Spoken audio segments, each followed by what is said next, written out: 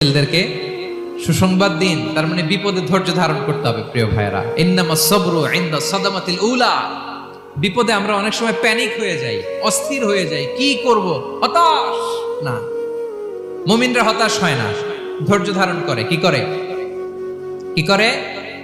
ধৈর্য ধারণ করার শক্তি দাও গো মেহেরবান আমায়, দাও গো মেহেরবান। পড়েন, ধৈর্য ধারণ করার শক্তি দাও গো মেহেরবান আমায়, দাও গো মেহেরবান। সবাই বলুন একসাথে, ধৈর্য ধারণ করার শক্তি দাও গো মেহেরবান আমায়, দাও গো মেহেরবান।